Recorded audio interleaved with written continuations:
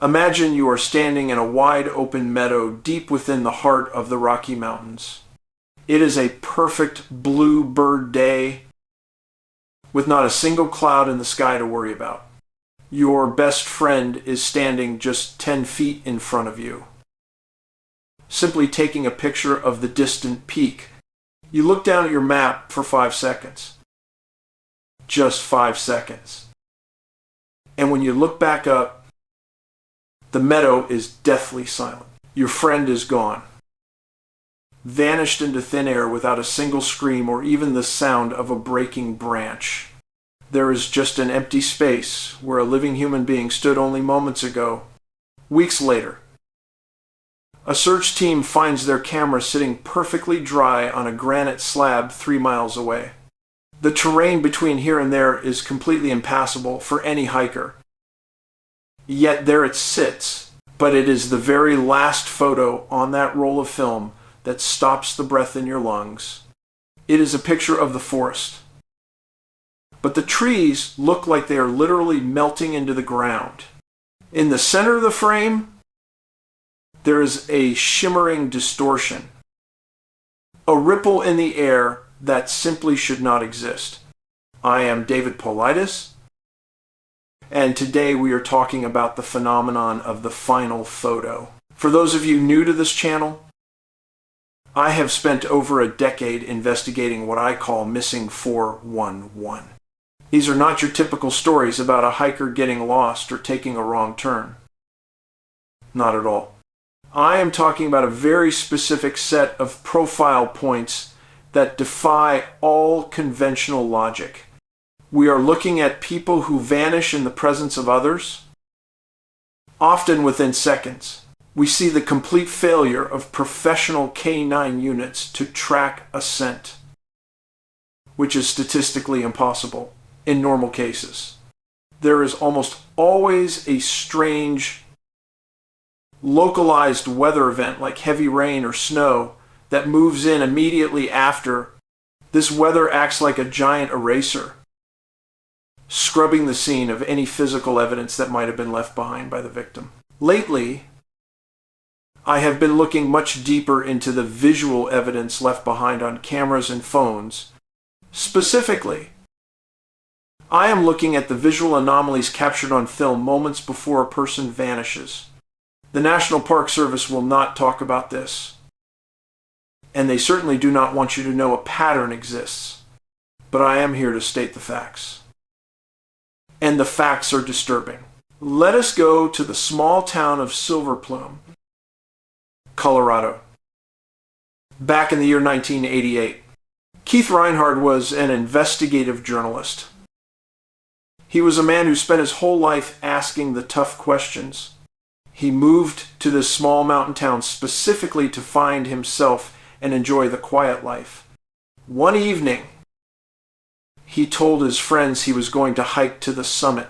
Keith never came back, and he was never seen alive by another soul again, despite massive efforts. Now, here is where the story gets incredibly strange for those following the investigation. During the search, investigators found his belongings, but the photos were the problem. In cases like Keith's, we often see what I call digital or physical tearing in the image. In the final images taken by victims in these clusters, the background appears perfectly sharp. The rocks and the trees are crisp. But the human subject is blurred in a very strange way. It does not match the shutter speed of the camera at all. It is inconsistent. It is as if the person is being vibrated out of our reality entirely.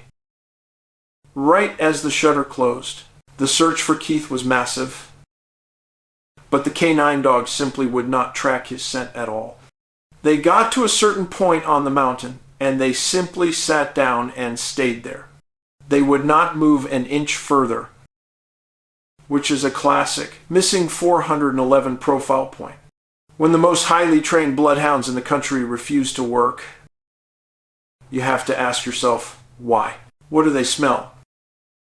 Or sense? that we humans cannot see with our limited vision. Now let us look at the heartbreaking case of young Jaryd Atadero back in 1999. He was only 3 years old when he was hiking in the Comanche Peak wilderness. Jaryd was with a group of adults, and he ran ahead just a few yards. Just a few. He went around a single bend in the trail, just out of sight for a single moment. When the adults rounded that same bend seconds later, Jaryd was gone. Just like that. There were no tracks. And no clothing was found for several years despite the massive search.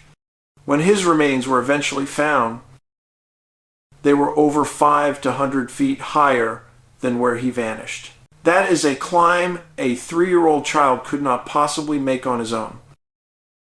It is physically impossible. But the most chilling part was that his clothing was found in absolutely pristine condition. No tears. Even more strange, his pants were discovered turned completely inside out. How does that happen? Let us talk about the photos taken on that mountain that day. There is a photo of Jaryd taken shortly before he vanished into the woods forever. In many of these cases, when you blow up the background of the final photo, you see things. You see shimmers. You see what looks like a predator-style cloaking effect in the brush. People call it a lens flare. But it is always right where the person was last seen. When you look at these cases side by side, you realize these anomalies are not just accidents. First, we have the look of terror where the victim is staring at something behind the camera lens. Second, we have the sudden fog that appears in photos taken only 1 minute apart. Third, we have the impossible angle where the camera seems to be floating. The Park Service has no explanation. And they do not keep a database of these vanishings. If you ask for a list of people who disappeared under these circumstances, they say it does not exist. I had to sue them just to get basic records. And even then, they made it difficult. They wanted to charge me tens of thousands of dollars for public info. You have to ask yourself what they are hiding from the American people and why they fear the truth. I have thought about this for a long time, looking at reports of glimmering men. Witnesses often describe seeing a ripple in the air, like heat rising off a highway. I believe we are dealing with invisible entities that utilize advanced cloaking technology. This would explain why the K9s fail, because the entity has no biological scent for them to find. It explains the visual anomalies in the photos.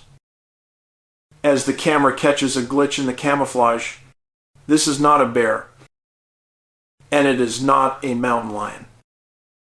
They do not stack clothes. This is something else entirely. Something that has been here a long time. If you are going into the woods, I want you to be prepared and alert at all times. I am not saying do not go, but I am saying you should never go alone.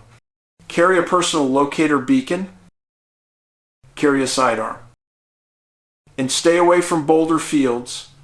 The woods are not always what they seem, and the camera sees what we choose to ignore. I am David Paulides, and I am just stating the facts as I have found them in the files. Please stay safe out there, and always keep your eyes on the tree line.